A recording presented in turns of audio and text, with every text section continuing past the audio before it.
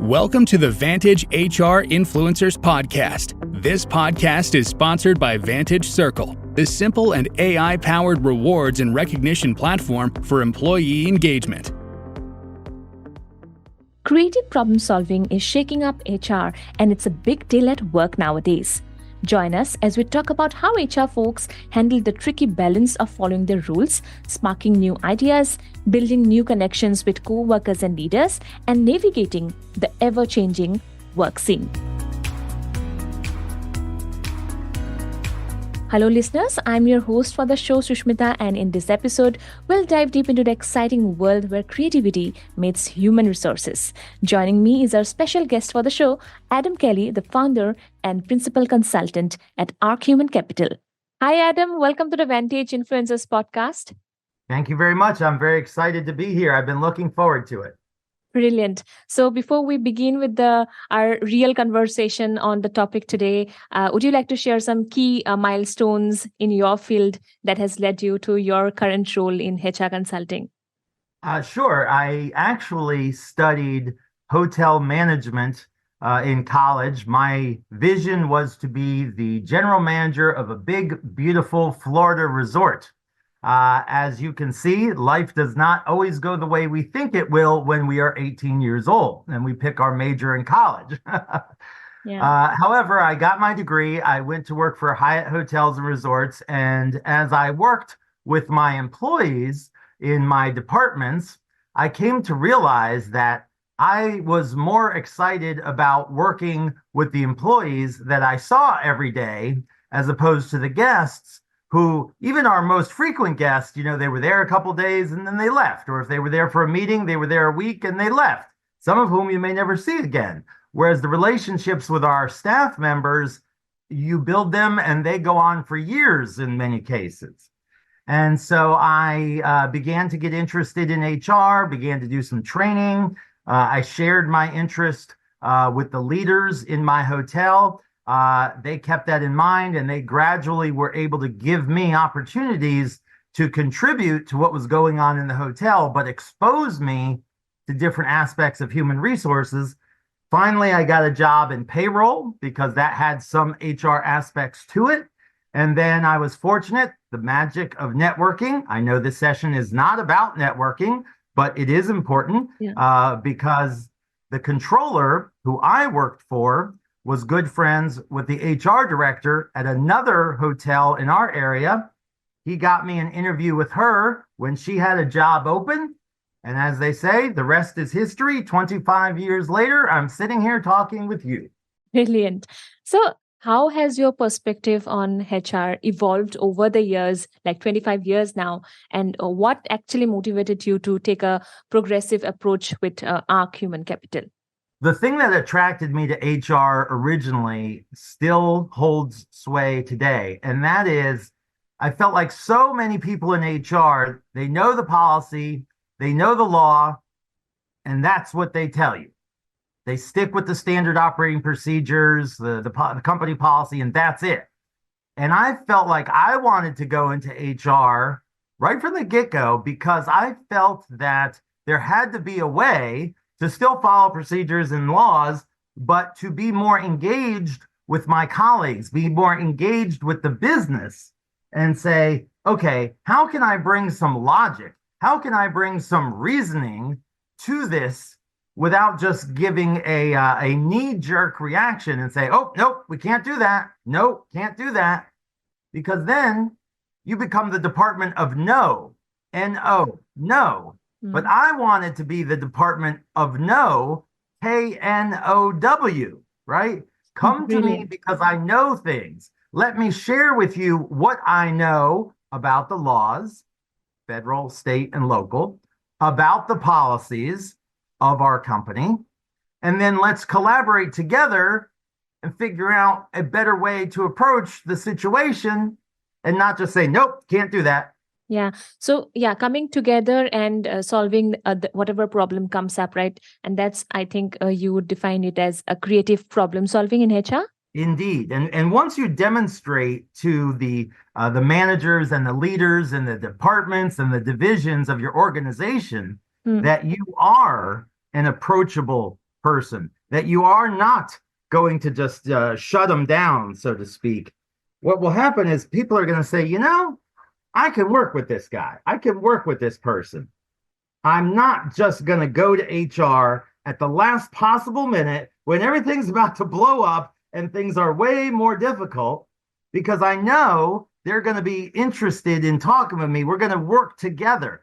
And when you invite that kind of relationship, and when you reinforce that kind of relationship, it just gains momentum. Those managers, they talk, right? People have an experience with you, and they share that experience with others. Mm-hmm. And then other people will say, oh, well, my friend Bob, my friend Susmita, they had a good experience when they went to talk to Adam. Maybe I shouldn't be afraid of going to HR. Yeah. Let's move on, Adam. Striking a balance between enforcing rules and encouraging creativity can be very challenging, isn't it? So how do you actually navigate this delicate balance in your HR policies? Well, for one thing, I kind of think of it like the law, right? There are misdemeanors when you break a minor law, and there are felonies when you break a more major law, right? And so if you understand the full scope of something that has happened, right? What is the full scope of the impact? It might be financial, could be impact on the company reputation, the customer, maybe you damaged property, maybe there were injuries, right? If I understand the severity of the situation, then it gives me some leeway to be more or less creative, right? And also, when I understand the context of the situation, it allows me to understand some things about the people who were involved. And here's what I mean by that. If I have a more experienced, trained, highly compensated person, to be blunt, I expect more from that person. Okay, sometimes people think, oh, I'm highly trained, I'm highly experienced. You need to respect me, you need to treat me special. Yes, this is true. But with that comes higher expectations. If I pay you $100,000, I expect more from you than somebody who I spend $50,000 a year on. Higher expectations go with higher compensation. Whereas when someone is more entry level, when I know that they are still learning, I don't expect as much. I know that they need guidance. I know that there's maybe even a higher likelihood of failure.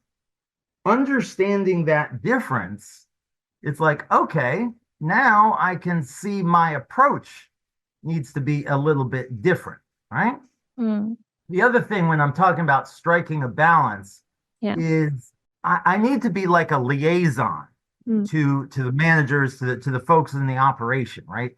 I need to make sure that they are informed, right? I talked a minute ago about being the Department of No, KNOW, instead of the Department of No, NO, right? So I need to inform them and say, listen, just because we can't do a thing doesn't mean we can't do anything, right? So you bring me your problem and I say to you, we can't do it that way because the Fair Labor Standards Act or the Americans with Disabilities Act or et cetera, says we can't. So I'm opening the door to you.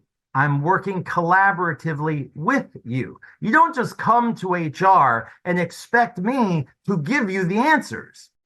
You got to come to me and expect that we will work together to find the right answer. And by the way, the right answer for one division in one department doesn't necessarily equate to, well, that's the right answer for this department. And I don't want somebody to listen to this and think, well, what about consistency, Adam? What about we set a precedent when we do one thing for how we're going to do it the next thing?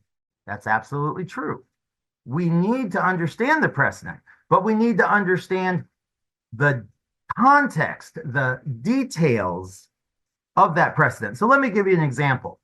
We are doing this recording on the 5th day of December. And here in the United States, we're approaching the holiday season. This is a big time for the retail business. Everyone is shopping and spending money. Okay, go consumerism, right? Go economy. Well, here's the thing. If I'm in the retail industry right now, this is the busiest time of the year, Right. bar none. This is when all the customers are coming. They all need something. The money's being spent. And if somebody came to me, an employee came to me right now and said, I need a leave of absence, I may need to say, no, I can't do that right now. Doesn't mean I won't do it, just means I can't do it now. Now, of course, there's always depending on the circumstances, is it a medical issue? What is it, right? But set those things aside.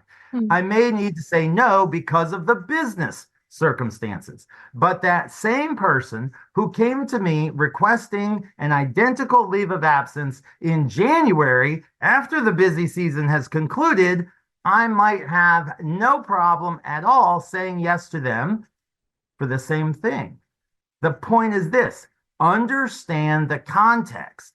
If I have a precedent that says no in December, that doesn't necessarily mean it is a precedent to say no in July. True. True. Business circumstances are different. Yeah. My staffing levels could be different. Your location could be different. If you're in one division or one office, the circumstances might not allow for something, what you may be able to do it in a different place. So equally, it's the responsibilities, of the employees, of the colleagues, to foster a positive relationship, and it's not just the responsibility of the leaders or the HRs to maintain that. It is definitely what I would call a two-way street, right? Two-way street. Yeah. Two-way. We go together. I read this book quite a while ago. It was called Your First 100 Days in an Executive Position. And though it was a great book for someone who's going into an executive position, I would argue it's a great book also for someone who wants to go into a senior leadership role, because it's sort of providing a roadmap. But I'm not here to sell the book. It's not my book. One of the things in the book that I've never forgotten, it was so funny, it stood out to me. It said, never miss a lunch. And I'm not talking about like just eating a lot, right? That's not what the point was. The point was, have lunch with other people. Go lunch with your colleagues. You're new to the company. You're new to the industry. You're new to this particular site. Get out of your office and go to lunch with your colleagues and get to know them on both a personal level and a professional level. It takes time to build relationships. You have to be genuine in your effort to build relationships, right? You're not a politician. Yeah. And I can't speak for everybody in the world and what their politicians are like who may be listening to this podcast, but sometimes the politicians here in America get a bad rap, okay? And so my point is this: be genuine, take time, engage with people over a lunch. You're not in a rush. You're able to be a bit more relaxed. You're away from the office and you're learning about them. They're learning about you, and you are laying the groundwork for dealing with issues in the future, things that have not even happened yet, right? Think of it like this. If you had a problem with a friend and they've been your friend for years, the way you're going to approach solving that problem is very different because you have a relationship. You know one another. You know one another's motivations and the context in which you conduct yourself. But that same problem, if it occurs with a stranger, totally different because you don't know them, they don't know you, there is nothing established, right? So the relationships that you're building today are only going to help you tomorrow. And in fact, if you're early in your career, now this is important for anybody, but if you're early in your career, people probably aren't approaching you as much because they know you don't know as much yet. And you're not in a position of decision making and input seeking yet. But someday you will be. And if you get promoted from within at your own organization, and meanwhile your colleagues in the operation are getting promoted from within as well, eventually you will all reach the top of your respective ladders or pyramids, whatever visual you like, and you will find yourself dealing with these colleagues in senior level roles when you once worked together in junior level roles. So today's efforts are just planting the seeds for good relationships tomorrow. And specifically, if we talk about HR, it is viewed as as a collaborative partner rather than just a rule enforcer within the company. That is the goal. Absolutely. You hit it right on the head. And I would argue as well that it is important for us to know HR. That's what we're paid for. That's what my title says. That's where my office is located. But we can only really be successful if we understand the business, right? So especially if I'm new to an industry, one of the beautiful things about HR is that it exists everywhere, right? I can go to practically any industry and there are HR roles, and it might be very exciting. I have worked in television production. I have worked in banking. I have worked in Department of Defense contracting, and the list could go on. But those three are very different things, but I did HR in all of them. And so when you get into a new industry, you need to learn that industry, because if you're going to collaborate with and get the respect of your colleagues, you got to understand what their world is like, because it's now your world. You also got to be able to speak their language, which goes hand in hand with understanding the industry. But also, the language of business is numbers. It is data. It is money. Whatever your money may be, wherever you are in the world listening to this, it is dollars, it is rupees, it is euros. I don't care. If you're in business, it's about the almighty money. Understand, how do we spend money in this company? How do we make money in this company? That will inform your HR approach, and it will allow you to build those relationships we're talking about. Yeah. And if we talk about, proactively future-proofing organizations, how do you think HR can creatively navigate the evolving work landscape, Adam? I mean, if we talk about introducing innovative solutions for the challenges posed by the rapid changes. Sure. I mentioned before that I worked at Hyatt, and we used to do something called the In Touch Day. And if any of you have ever seen the TV show called Undercover Boss, you're going to understand this.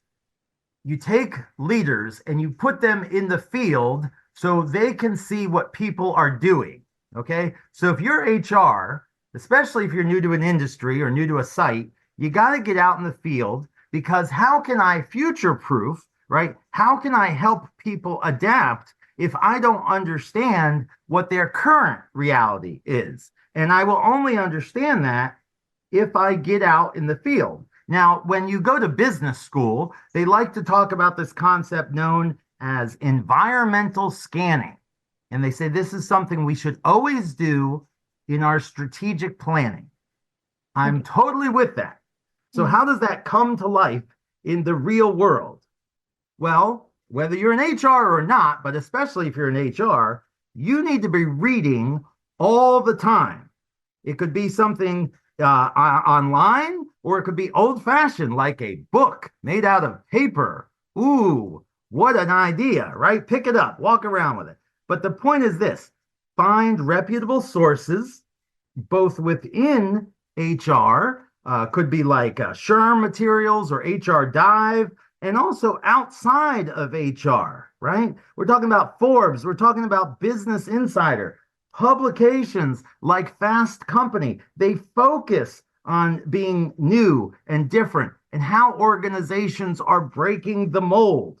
Okay, these things, these activities, these parts of environmental scanning allow you to stay current, to stay aware of what's coming, right? If somebody is listening to your podcast, they're hearing today's episode. But how many dozens and dozens of episodes have you recorded before that cover all kinds of different topics? And podcasts are perfect because you can listen to them on the go, whether you're commuting to your work or whether you're out, getting exercise. It's also important, if you're trying to environmentally scan, to be aware of what's coming down the pike, to be exposed to other organizations and other people who are doing the same thing. And one of the ways you do that is by going to conferences, right? Going out to a 1-day or a 1-week session will bring you back not only engaged and excited and loving your career again, but also aware, because you had the chance to step away from your day to day and go and think.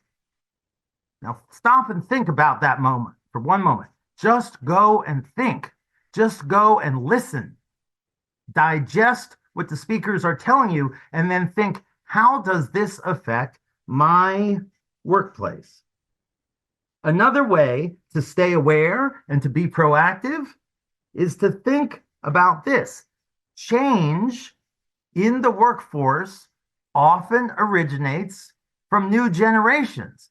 When the baby boomers came to the workforce, when the Gen Xers, the millennials, and now Gen Z, every group came to the workforce, and the workforce had to change to deal with them, to adapt to them. I'm a member of Gen X. I remember being young once upon a time, and the baby boomers were trying to figure out, how do we integrate these new folks into our world? And how did they change to deal with us? And what did we learn to be effective with them? That happened with the millennials. This is happening now with the Gen Zers more and more. How many books, how many articles, how many now podcasts are being written about, oh, we have 5 generations in the workforce? So here's the thing. The Gen Zers that I know, I can learn from them. And I can think, whoa, this is totally different than the way we used to do things. How do we need to adapt? Larger organizations can do very practical things like creating an advisory board or group or whatever you want to name them. I don't care about the name. What I care about is maybe you get a group of Gen Zers together once a month, once a quarter, whatever makes business sense for you. And you intentionally, this is the point, you have to be intentional. You ask them, hey, I want to talk about this. How are you viewing this issue? The company is doing this, or the company is thinking about doing this. How do you think it will work? What will make us successful? What are the pitfalls we need to be aware of? My goodness, the things you can learn from asking and listening are amazing. You know, a lot of organizations already have what they call ERGs, employee resource groups. Resource groups. Okay. All right. So you've probably done an episode about this before, and they're great. And they're meant to help those groups to acclimate and be successful with your company. But let's turn that around for a minute. If these groups already exist in your organization, you want them to be a success. But let me ask you this. What is preventing you from going to these already established groups and asking for them to tell you what you should do? And I would argue that if you already have these groups, you're probably doing this now. So I'm just calling it out, right? If you have an ERG for working parents, if you have an ERG for military veterans, if you have an ERG, maybe it is for members of a minority group, or maybe it's for people in the early stage of their career. Any number of different ways you can create groups. I mean, the list could go on and on. But the point is, use them. They already exist. They will be thrilled and honored to give you insight. And then now you know, again, bringing this back to your question, what is coming down the pike? How can I be proactive? How can I be innovative about the challenge based on the input that these groups gave me? Do you know what an echo chamber is? Not much. An echo chamber is literally where you go into a chamber, a room, a box, think of it however you like, and all you hear is your own voice, right? Yeah. You yell and you hear it bounce back to you. Yeah. Echo chamber in business is where you just hang around with people who think like you do. So when you say something, they say the same thing back to you. What you're missing is other points of view. You're missing out on the insights of other groups who could inform you to be more successful. Interesting. So, don't just listen to a bunch of, senior level baby boomers who are all of the same race, same age, same gender, etc. Because regardless of how smart or how educated or how experienced or how deep in the industry their roots are, they're going to miss a lot of things because they're hanging out in an echo chamber and not opening themselves up to hear from other groups. It's like coming out from your comfort zone and from the group of like-minded people to a completely different group of people who you think, their mindset is different from yours. Exactly. I don't need to say another thing. You said it perfectly. Yeah. But again, if we talk about the newcomers to the field, Adam, do you think there are some specific skills and mindsets that you think are essential but is limited for success in HR?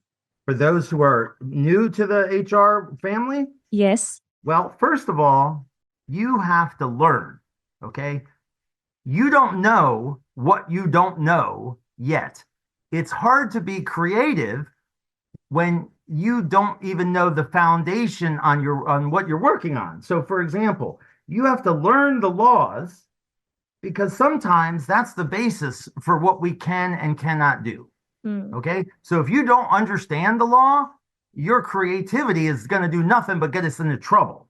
Yeah. And again, every organization has policies, some more than others. Some are very well defined, some are not as well defined. Whatever they may be, they do exist. And so, what is the reasoning behind our policies? Learn that. And then question everything. My first HR director who hired me, her name was Elaine. Elaine was a wonderful woman. I learned so much from her. And 25 years later, here I am still talking about her. Okay.